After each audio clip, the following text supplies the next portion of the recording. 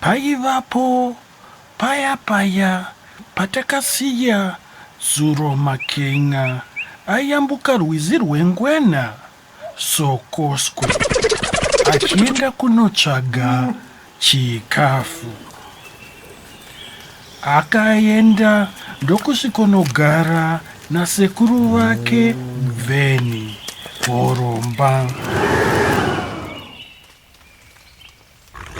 Zuro ndiye aiwanzotsvaga chikafu.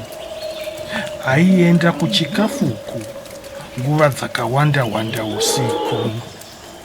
Chikafu chaaifarira waive mukaka wemombe.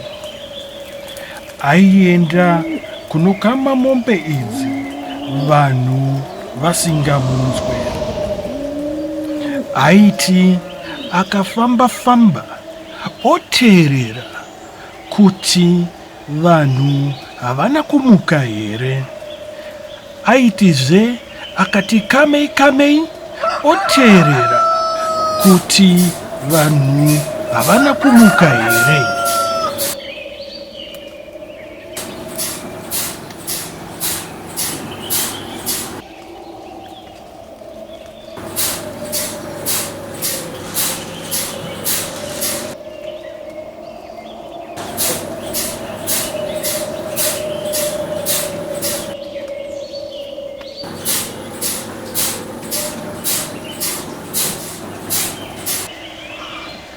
Rimwe zuva adzoka kumba nemukaka, sekuru Bveni Horomba vakamubvunza kuti aizviita sei. Zuro ndokuti, ndinoti ndikati fambei ndoti teererei, ndikati fambei ndoti teererei. Ndakasvika pane mukaka ndikati kamei ndoti teererei, ndikati kamei ndoti teererei. Bveni ndokuti, wanonoka wataura zvidikizvo, rega nditomhanyako izvozvi. Ndokubva asimuka achimhanya. Zvikanzi naTsuro, aiwa kasekuru Bveni Horomba, dzokai masiya poto ekukamira pano. Kwa mukaka wacho munoti munouisa pai, munoda kubata nemaoko. Bveni akadzokera poto ndokupinda murwendo, akananga kumatanga emombe. Asvika akatanga kushevedzera, inifambe nteerere, inifambe nteerere, inifambe nteerere, inifambe nteerere, inifambe nteerere. Asvika kudanga remombe akashevedzera zvakare achiti, ndikati kamei ndoti teererei, ndikati kamei ndoti teererei. Kame nteerere, inekame nteerere, inekame nteerere, inekame nteerere, inekame nteerere, kame nteerere, inekame nteerere, inekame nteerere, inekame nteerere, inekame nteerere. Vaive mudzimba vakanzwa ruzha urwu. Baba vemusha ndokubuda vakananga kugota remwanakomana wavo. Mwanakomana akaita kakutya achinzwa kuti Bveni Horomba raiva kumatanga, asi achiona kuti baba vane pfumo akati regai tiende tinorwisa.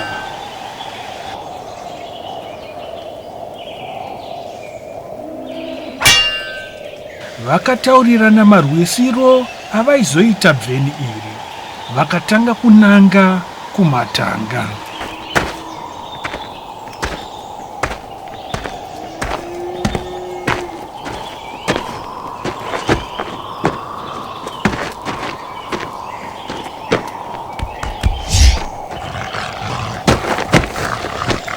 Vheni richivaona rakashaya kuti rotiza nekupi.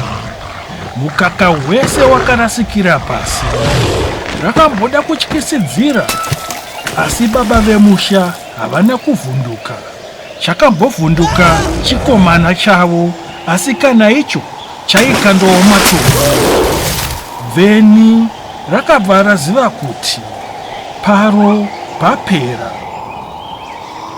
Charakadya chakanga chamuka. Mudzimu waro wakanga wadambura mbereko. Zvechokwadi mudzimu wakupa chironda wati nhunzi dzikudye. Rakave bata wabata. Vheni rakashaya pekubata, rakashaya zvekuita. Rakademba musi warakazvarwa.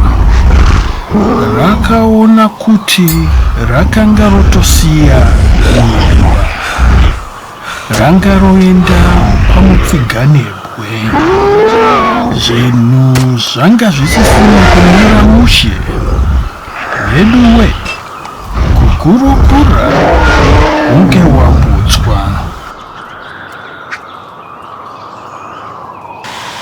Rakatemwa-temwa, rakarohwa-rohwa, rakaitwa seiko, asi pakupedzesera rakazotiza haro.